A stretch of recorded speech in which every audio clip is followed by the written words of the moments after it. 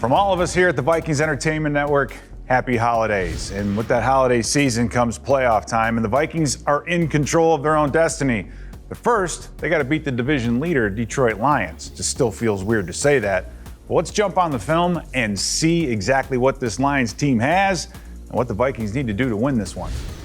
Now, when you look at this Lions offense, it starts with this guy, Jared Goff, and it's all about timing. This is a timing offense, a timing passing game, and this guy can execute it brilliantly. What do we mean by that? Well, let's show you a perfect example. This one's going to be with Khalif Raymond at wide receiver. Start out, receivers in tight, but watch what Khalif Raymond does. They get him to go in motion, and what Jared Goff sees is that there's a linebacker out there covering Khalif Raymond, but watch this. As Goff gets to the top of his drop, he's getting ready to throw this football. Look at the position of his wide receiver.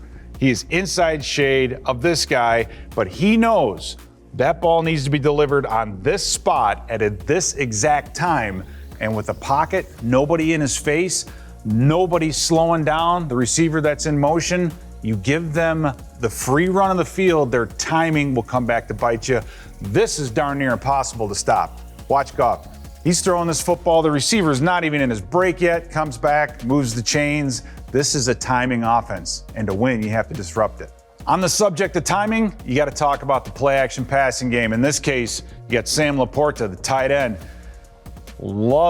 Goff loves getting this football to Laporta, but we're going to see why right here, right? You get the play action, Goff turning his back, gets to the top of his drop. What is he seeing down here? He's seeing a linebacker that's going to get kind of maybe taken out of this area with the underneath coverage, and then you have this little bitty seam between these three players that Goff has to get that football in, but it's the timing again. Top of his drop, delivers a laser beam right in between the coverage. This is a timing offense, and you got to disrupt it.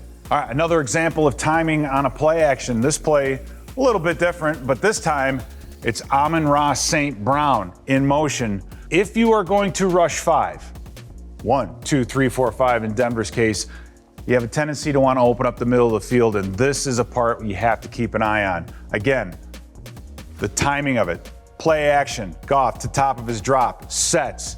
He sees the middle of the field. Goff knows that this DB is going to be cleared because of the go route. But again, just like we saw, a couple plays ago, you have the receiver and the DB. You don't know if he's going to go out. Is he going to go out and catch this one at the sidelines, or is he going to work toward the middle? But because the middle of this field is wide open, Goff can throw that football, but he hits the receiver in stride, and look at the yards after catch. That's what I'm talking about with timing. All right, so to disrupt timing, one of the things you can do is you can blitz, but you have to be careful when you blitz.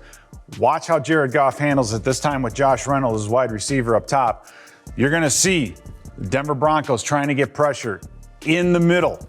After the snap, you have a free rusher to the quarterback. Goff knows this. You have a free defensive lineman, but your receiver here is where? At the top of the numbers. Goff is smart enough to know he has from the numbers to the sideline to throw this football. Just steps up and throws an air ball perfectly placed. Even when you blitz, you've got to be very careful. All right, maybe you want to disrupt timing by, showing 5-man rush, but only giving 4. You got to be careful in this case too, but watch this linebacker. He blitzes. They're still dropping 7 in the route. But again, Goff sees what's happening. They know that the tight end moving up the seam is going to pull out the coverage, and you're going to have Amon-Ra St. Brown come in and right underneath it. So this ball is thrown before this lane's even open, perfectly in stride. Look at this yards after catch, 20 yards.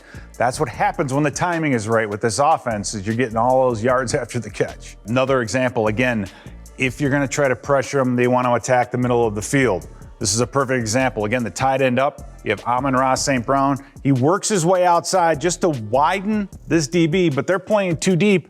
There's nobody here. There is absolutely nobody in the middle of the field. And if you don't protect the middle of the field, this is what's going to happen. Perfect throw, perfect catch, no one even near them, dive into the end zone. They will shred you in the middle of the field if you're not protecting it. We pointed out Sam Laporta earlier. He's starting to become a bigger and bigger part of this offense. And what I really like about him is not just his ability to run routes, but his physicality. And this is what we're going to show right here. But Laporta, you see him up top. Before he releases into his route, watch what he does.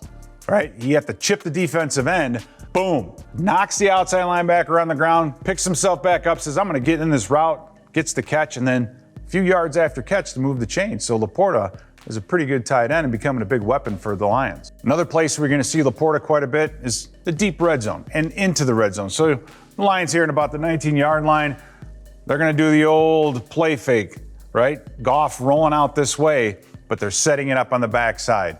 You have the first receiver coming through this zone. He's going to clear this thing out because this corner is going to run with him. That means this linebacker is already way behind and trying to cover Laporta at tight end. So he eventually becomes wide open. You think they have him right here, right? You have enough defenders. Watch that. Cut back, downhill, bouncing off people, gets in the end zone. A little bit of run after catch with the big guy too. So what's new for the Lions? This guy, Jibreel Gibbs. You got to be careful with him. They love to run this guy off tackle, and he's very, very good at doing it. In this case, you're going to see the Broncos are going to loop guys inside, which is great if you're running the football that way. But when you're running right into the teeth of the stunt, it can be problematic. But this is where Gibbs, I think, really is outstanding. You'll see this situation. You have a kick-out block here, block down here, but you have a linebacker who just has to beat this lineman, and it becomes a foot race. And whenever Gibbs is involved in a foot race, he usually wins. That linebacker just cannot get out there fast enough. Big run for Gibbs. This guy is dangerous. So when the Lions start to see the defense packing the line of scrimmage, all they're going to try to do is get some angles and get a gap big enough for Gibbs to run through. And in this case, they're going to pull this guard and they're going to kick out. All they're trying to do is create some angles, some down blocks, some kickouts, and then creating a seam. And the Broncos actually do a pretty good job of holding this whole thing up.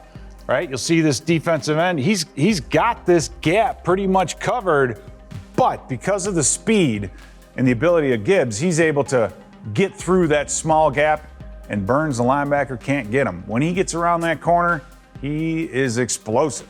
So when the Lions start pulling people, the linebackers start to pay attention, and they can kind of trick you with it a little bit. Watch this play right here. This is a very, very, very well done and executed play. They're going to pull this tight end, he's going to seal himself, but watch what it does to this guy, to this linebacker. They're going to make it look like this run is coming over here on this side of the offensive line, but in reality, it's not. The tight end working his way across to kick out this defensive lineman. Now they've got a linebacker, they got a safety coming down on a defensive back. Huge block here by the wide receiver. Kick him down, give Gibbs a little bit of a lane. Can't get tackled by the all-pro corner. Still on his feet. Another cutback. Almost gets himself into the end zone. And for Gibbs, he's versatile too in this respect. You can put a tight end in front of him and run him like a fullback. This is schematically about as simple of a play as you can get. This is just off tackle, turn around, toss him the football.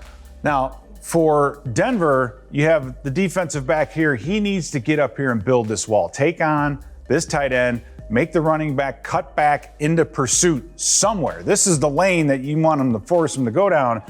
But if you want to get lazy and you want to try to jump inside and avoid contact, forget about it. So you got to be disciplined in your gaps on defense. Oh, and by the way, yeah, you have to pay attention to Gibbs out of the backfield as well. Again, Denver on this play, sending five and vacating zones. And right here, what do you have? You have two defenders against two receivers. That's never a great matchup, especially when you've got Goff with a pocket, with time, with vision. There's just way too much space. This is the area of the field that they want to attack. And Goff gets it done. Perfectly thrown football. Easy pitch and catch. So for the Vikings to have success, the defense has to find a way to disrupt the timing of this Detroit offense. You can't just let Jared Goff play fake, get to the top of his drop, deliver a throw on time, on the money, too much yards after the catch. And oh, by the way, if you disrupt the passing game, you got to deal with Gibbs. It's going to be a fun Sunday.